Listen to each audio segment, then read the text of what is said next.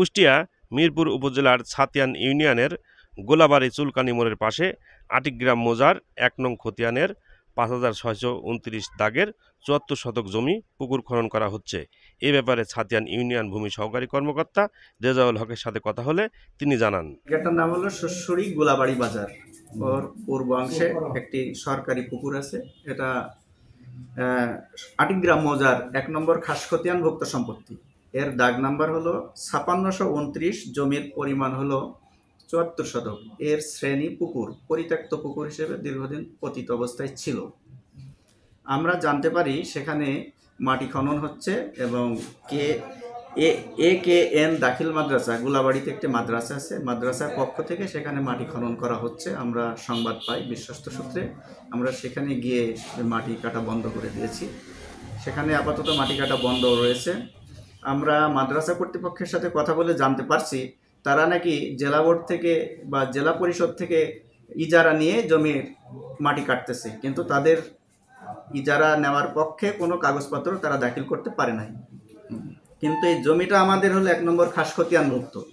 ১ নম্বর খাসখতিয়ানভুক্ত সম্পত্তি জেলা পরিষদ কিভাবে লিজ দেয় বা ইজারা দেয় সেটা আমার জানা নাই। যেহেতু তারা কাগজপত্র দেখাতে পারে নাই, সেহেতু আমরা আমাদের ১ নম্বর খাসখতিয়ানভুক্ত সম্পত্তি হিসেবে আমরা দাবি করি এবং সেখানে আমরা মাটি কাটা বন্ধ করে দিয়েছি। মাদ্রাসার পক্ষে আমরা শুনতে পাচ্ছি যে আলিম মাস্টার এবং হলো হাফিজুর রহমান মাদ্রাসার সুপার, এই ২ ব্যক্তির তত্ত্বাবধানে মাটি কাটা হচ্ছিল। আমরা তাদের সাথে কথা বলেছি। তারা আমাদেরকে ফোনে বলেছে যে আমরা জেলা পরিষদের কাছ থেকে মৌখিক অনুমতি নিয়েছি।